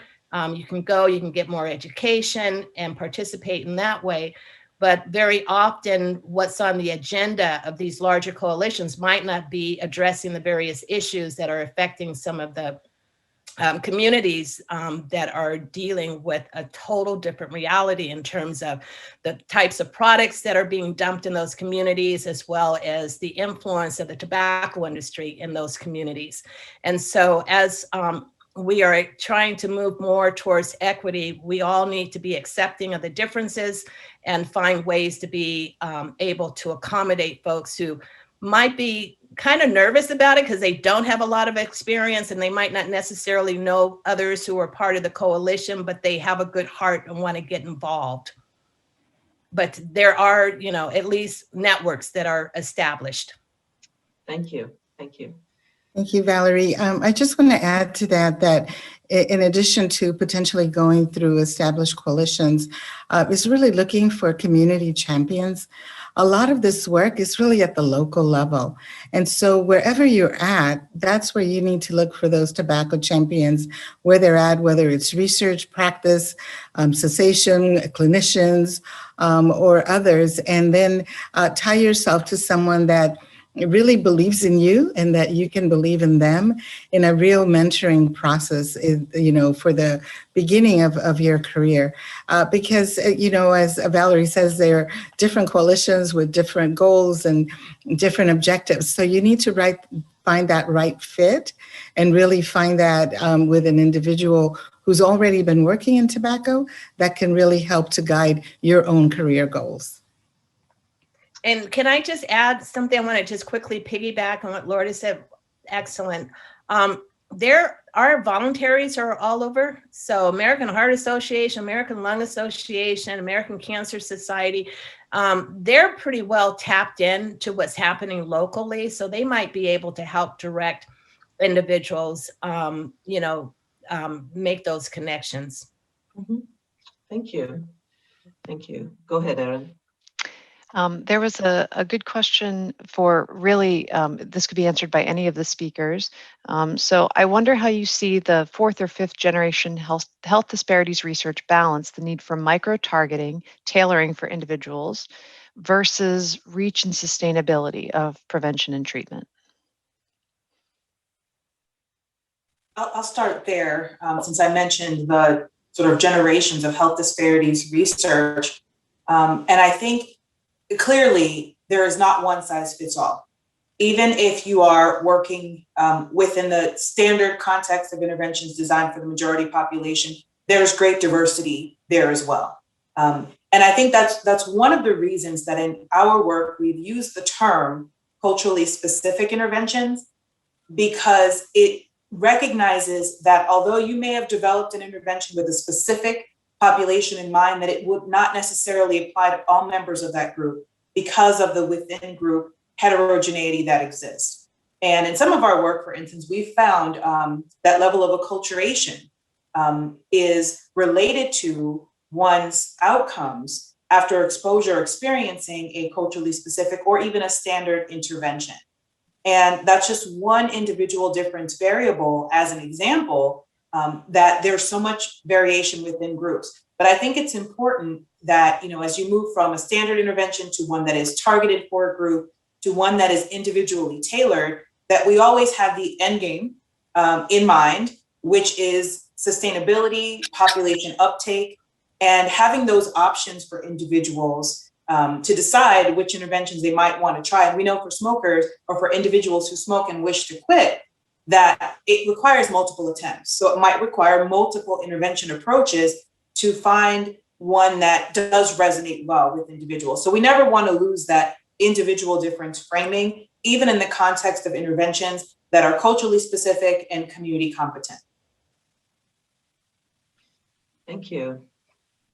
Anyone else want to address that question?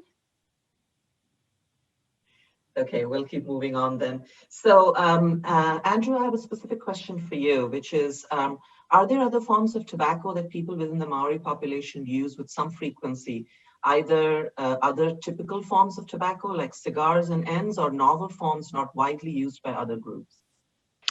So as Post contact with European, Māori was a completely psychoactive substance-free culture, so there were no things like tobacco or alcohol and those sorts of things. In terms of current use, the main form of tobacco used is smoked, and mainly through roll your own type tobacco and cigarettes.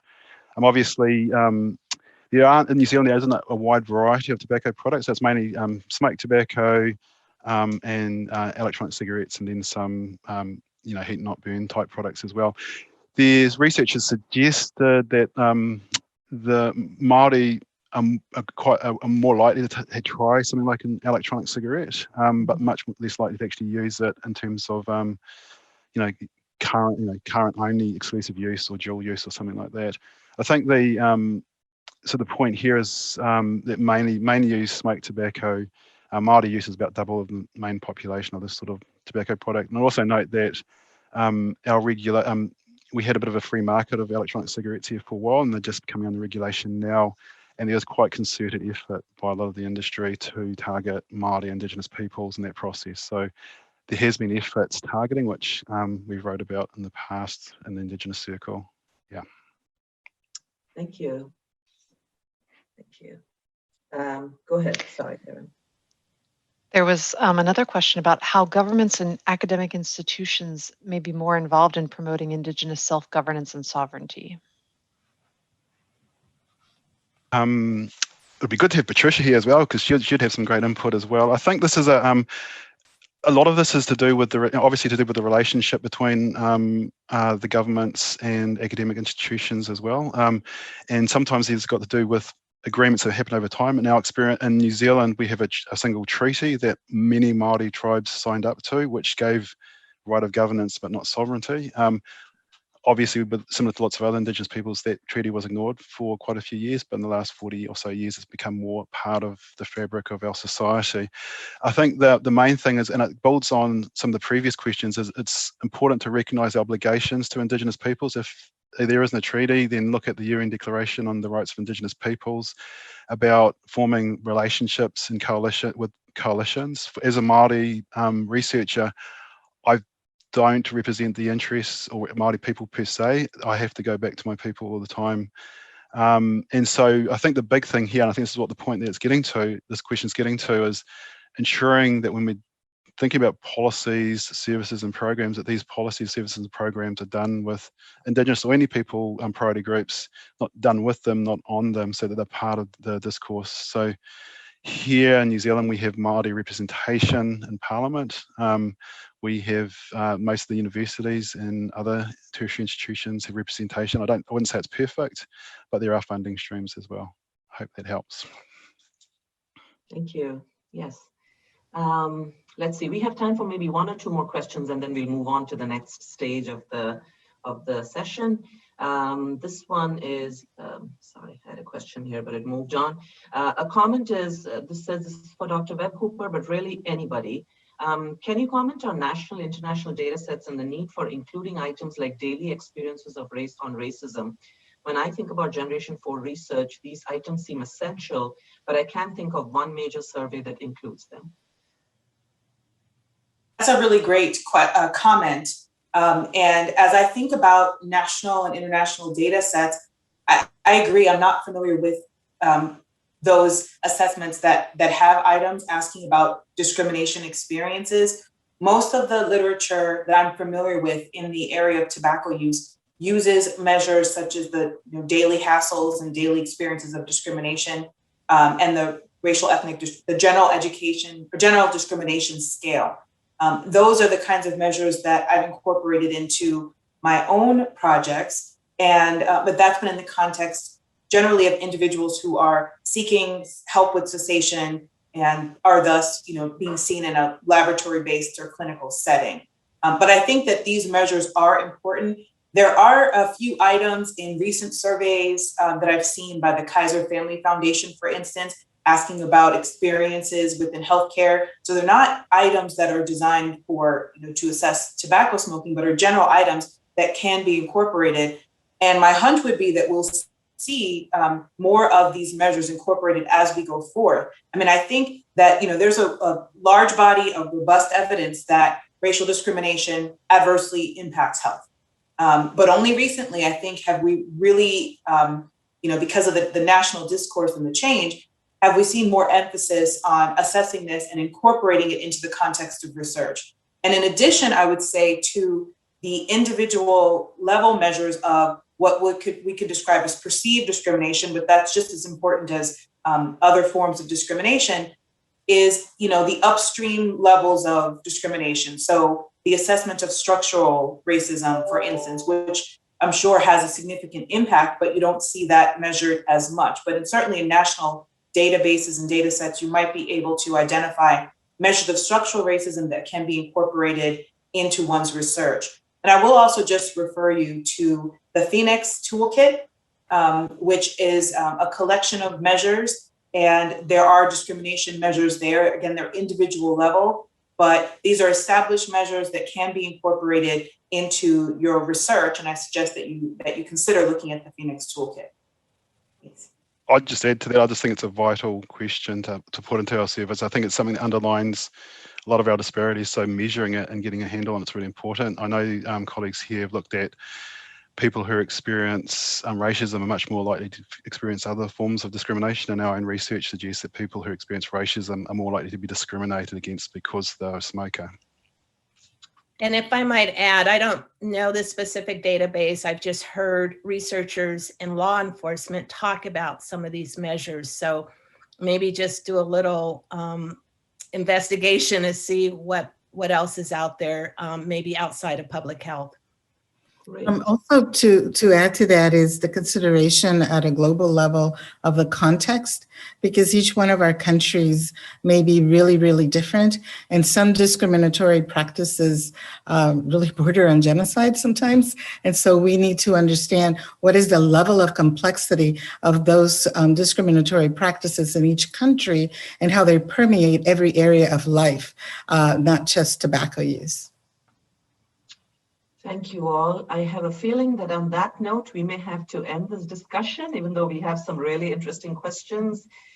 We are coming close to the end of the hour, and we have a few more things to go through. So thank you to all our speakers for some fantastic talks, and thank you for agreeing to participating in this symposium. It's been a great start to SRNT. So now we are going to move on to the next stage of our symposium. And that is the SRNT Racial Equity Task Force, which was just established this past year. I would now like to invite Dr. Megan Piper, who will be our next president, and Dr. Patricia Nez-Henderson, who's our president-elect, to tell us about this recently established Equity Task Force and what its goals are. Dr. Piper is an associate professor at the University of Wisconsin, Department of Medicine, and an associate director of research at the institution, and her research focuses on understanding and treating tobacco dependence with a specific interest in women and smokers with mental illness. And Dr. Nez-Henderson is the vice president for the Black Hills Center for American Indian Health, which is a nonprofit community-based research intensive organization located in South Dakota. And she has done a lot of work to better understand how ceremonial tobacco has been replaced by commercial tobaccos in American Indian communities and how to address these increases from an interventional perspective.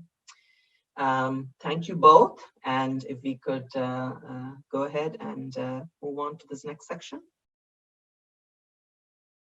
Hello. I would like to start by thanking Suchitra for organizing this wonderful presidential symposium, and also to thank the program chairs and the program committee for putting together this excellent, sure to be very engaging virtual annual meeting. We'd like to take this time to talk to the SRNT members and conference attendees about the Racial Equity Task Force, to introduce the members, to provide a bit of background for why the task force was formed, and to review what we plan to do and how we're going to go about it. It's important to acknowledge that I'm speaking today as one of 3 co-chairs for the task force, as well as SRNT's president-elect, and as a white woman. I'm also speaking as someone who found the murder of George Floyd to be atrocious and surprising. However, as I came to learn, there are many, many people in this world who found the murder of George Floyd atrocious, but not surprising. due in part to their very different lived experiences with police officers and other experiences with personal and institutional racism. Understanding the role of institutional racism and doing everything we can to dismantle it within SRNT is essential to ensuring that we, as a scientific society, support the best science possible and the most promising tobacco and nicotine scientists as we all work together to address the leading preventable cause of death and disease throughout the world. And that is the overall goal of the recommendations that this task force will make to the SRNT Board of Directors. We and this task force firmly believe that achieving a racially equitable scientific society, one that promotes racial equity in its science as well as in its members and scientists, is a goal that benefits all of the members and society at large. Therefore, it's going to take all of our members to ensure that we can achieve this goal. I'm going to talk briefly about the opportunities for everyone to participate in this critical effort in just a little bit. I'd like to start by introducing my two co-chairs, Dr. Kelvin Choi, who is a senior investigator at the Division of Intramural Research within the National Institute of Minority Health and Health Disparities, and Dr. Mignon Guy, an associate professor in the Department of African American Studies and the Center for the Study of Tobacco Products at Virginia Commonwealth University. Next, I'd like to introduce the other members of the task force. First, we have Dr. Yesenia Castro. She's an associate professor at the Steve Hicks School of Social Work at the University of Texas at Austin. Then we have Dr. Raglan Maddox. He's the study director for tackling Indigenous smoking at the National Center for Epidemiology and Public Health at the Australian National University. And finally, we have Dr. Patricia Nez Henderson, a senior scientist at the Black Hills Center for American Indian Health. And I should also note that we are supported by the inestimable Mr. Bruce Wheeler, who is SRNT's executive director and has provided fabulous support for the task force. I would also like to note that each member of the task force brings three key components or key ingredients to this effort. First, each participant has a distinct lived perspective, both as a human being, as well as an SRNT member, and as an academic. Second, each of these task force members has provided excellent contributions to nicotine and tobacco science. And finally, each task force member has a clear passion for this issue. We are all looking forward to working together to really highlight and achieve the goals for this task force. So with that, let me introduce my co-presenter and incoming SRNT President-elect, Dr. Patricia Nez Henderson. Thank you, Megan. As an Indigenous woman and a citizen of the Navajo Nation, I witnessed high rates of smoking among American Indian and Alaska Native populations in the early stages of my career. Over the years, as I began to collaborate with other scientists in other parts of the world, I realized that Indigenous populations in those settings also suffered from higher rates of smoking compared to other racial groups. If you look back in history when attempting to understand why this occurs, you will find federal policies and structural barriers that have allowed this to happen. These policies are overtly racist and targeted Indigenous populations. As a scientist and a member of SRNT, I've dedicated my career to understanding and solving this inequity through science. I'm excited to present to you today on why it is so crucial for SRNT to fight racial inequality. Thank you, Megan. As an Indigenous woman and a citizen of the Navajo Nation, I've witnessed high rates of smoking among American Indian and Alaska Native populations in the early stages of my career. Over the years, as I began to collaborate with other scientists in other parts of the world, I realized that Indigenous populations in those settings also suffered from higher rates of smoking compared to other racial groups. If you look back in history when attempting to understand why this occurs, you will find federal policies and structural barriers that have allowed this to happen. These policies were overtly racist and targeted Indigenous populations. As a scientist and a member of SRNT, I've dedicated my career to understanding and solving this inequity through science. I'm excited to present to you today on why it is crucial for SRNT to fight racial inequity in health and for SRNT to be a safe space for all of its members. As we reflect on everything that has happened over the past year, it is crucial for us within SRNT to take a look at our organization and to make sure we are addressing racial inequity. With the support of our board, a racial equity task force has been formed, and we will work to address these issues. And so, in light of recent events that continue to highlight racism, including systemic racism in the US and throughout the world, the SRNT board would like to address the issue of racial equity within our science and within our society. This is consistent with human rights, including the UN Declaration of Rights of Indigenous Peoples, in that all human beings are born free and equal in dignity and in rights. And this is something that needs to be represented within nicotine and tobacco science. Therefore, as part of the SRNT 2025 initiative, the SRNT board has formed the Racial Equity Task Force to address these key issues. One foundation that this task force will use is that we have to recognize that while we respect all rights of all individuals, we recognize that there are indeed significant power differentials throughout the globe that are related to a variety of factors. You can see here on this illustration of the wheel of power and privilege that the core circle, the circle closest to the power, is represented specifically with respect to skin color, where white skin color is closest to the center of power and the darker skin colors head toward the more marginalized edge of the diagram. Now, we know that skin color is only one part of the wheel of power and privilege. There are also other issues related to sexuality, mental health, wealth, and gender. And what we would like to encourage everyone to do as they're thinking about this issue of racial equity is to recognize where you sit on various aspects of the wheel of power and privilege and think about how you can recognize where you sit and be aware that not everybody sits in the same place and not everybody comes from the same place.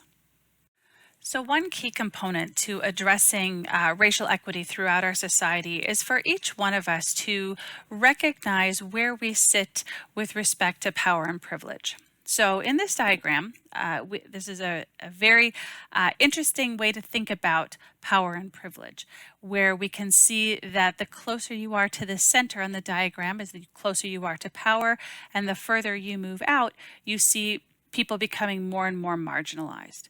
With respect to race or skin color, you can see that people who identify as white are closest to the center of power, and that people become more marginalized as their skin becomes different shades and then as it also becomes darker.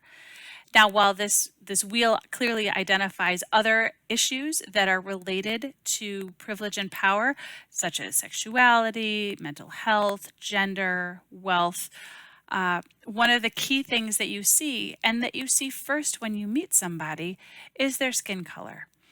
And skin color is something over which nobody has any control, but it is something which dictates where you sit in respect to societal power. And so one of the things that we're going to encourage everyone to do as part of our work in the task force is to have people think about, where do you sit based on your different characteristics with respect to the center of power versus being more marginalized for different reasons. One of the reasons it's important to think about where you sit in terms of the wheel of power and privilege is because it's important to recognize that people are at either advantage or disadvantage based on a variety of factors over which they have no control. And that this advantage or disadvantage is structural in nature. It doesn't have to do with how hard somebody works. It doesn't have to do with how smart they are. It has to do with individual characteristics that are beyond their control, such as the color of their skin, their gender, or the wealth from their family of origin. And that these factors put people either at advantage or disadvantage in in the power structure and in achieving life goals.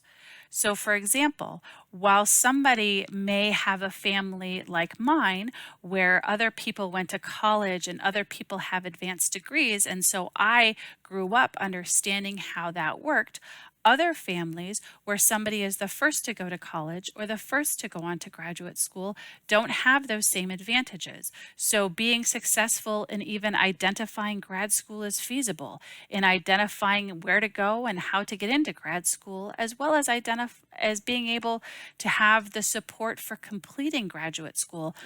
All of those things are different if somebody's family of origin has that experience versus when they do not. And of course, one of the key components we're talking about in this situation is race. And so we know for a fact that there is structural racism that has prevented through lots of different means, scientists and academics with non-white skin from starting in as strong a position as other scientists. And so what we want to do is think about how can we support racial equity within SRNT as a scientific society in terms of how we conduct society business and our activities. We acknowledge that people start in different places. We also have to acknowledge that there are different hurdles or barriers for different scientists and also for different topics of scientific inquiry. For example, if you are studying a small marginalized group, is it harder for you to get funding? Is it harder for you to recruit that particular sample?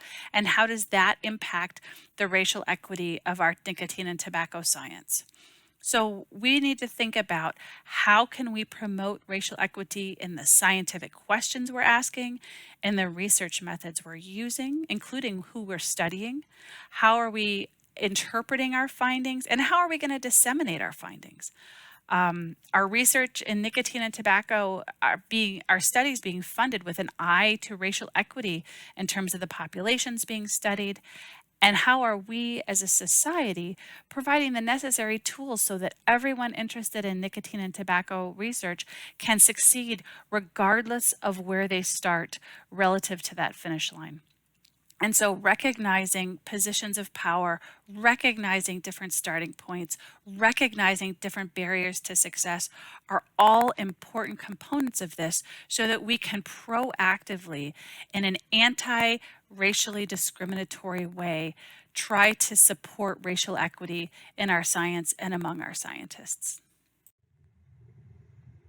There are 5 goals of the task force. These include identifying policies and procedures with SRNT that perpetuate racial inequities and advance racial equity, identifying actions that our organization can take to support racial equity in nicotine and tobacco science, providing educational resources to help SRNT members on this very important public health issue, and to make recommendations to the SRNT board.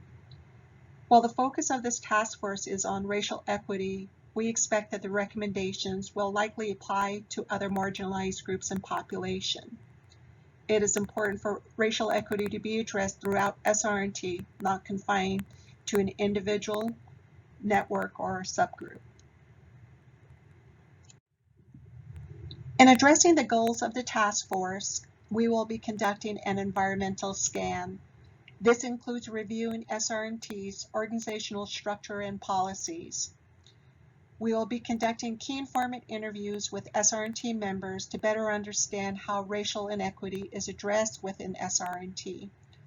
We will also look to other organizations to see how they promote anti-racism within their organization. After collecting the data from these efforts, we will synthesize the data and identify gaps and needs.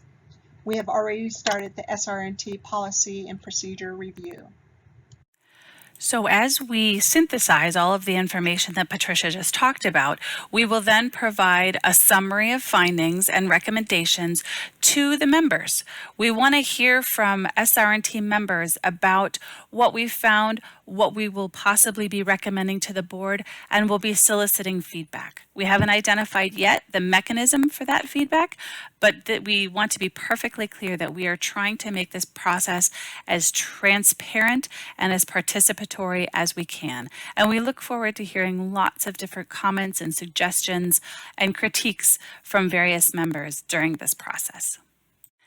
And so once we have synthesized what we found in the environmental scan, we have shared that information and gotten feedback from the members about that and potential recommendations, we will form our final recommendations, and we will share those with the board of directors. And it will be incumbent upon the board of directors then to determine what actions SRNT will take to further address racial equity. In Michelle Obama's biography, Becoming, she talked about being one of the 2 Black lawyers in the entire firm. This is a large Chicago-based law firm. It's actually now throughout the country. And so that is why they asked her to mentor a law student, Barack Obama. That's where she met him, and that was her role, was to be one of the 2 Black lawyers to mentor this incoming Black law student. But why was she such a minority in a Chicago law firm of almost 2,000 lawyers? One of the reasons is because they had as their recruitment strategy that they took only the best of the best. And they defined that as being lawyers who graduated from Ivy League law schools, not recognizing what that meant. Because who goes to Ivy League law schools? Specific people with a family history, with the economic resources, and as she points out, people who feel like they would actually fit in that place. With this recruitment strategy, they missed out on exceptional law students from more diverse backgrounds who perhaps didn't have the financial resources based on their family of origin, or who just noted that they weren't going to feel comfortable going to a majority white institution to study law. And so despite the fact that they were getting the best of the best, they were getting the best of the best defined very narrowly. And so they missed out on potential lawyers that could have greatly improved their firm. We need to recognize that racial equity and racial diversity can really advance our science. Diversity has been shown in different kinds of research study to improve creativity, innovation, spur the creation of knowledge, and enhance problem solving. It helps us broaden the types of research questions we ask. It helps us inform and use innovative methods to address these key research questions. And it also helps us inform the conclusions that we're going to draw from our findings and really allows us to disseminate the findings in a way that would be most useful to addressing racial inequities, but also most useful to the people who need that information. And so SRNT's Racial Equity Task Force is going to continue working over the next year to begin to bring concrete implementable actions to the board to enhance the strength of SRNT and the strength of SRNT's scientific contributions. In the Navajo culture, we have a word, vision, which means that in order to achieve optimal health and well-being, everything has to be in balance. Creating an environment that is actively anti-racist creates balance and promotes health for all. It is my hope that by taking a look at ourselves individually and as an organization, we can create a safer, more balanced, more equitable environment for all of us. I'm looking forward to working with the membership on this very important issue. Thank you for your time.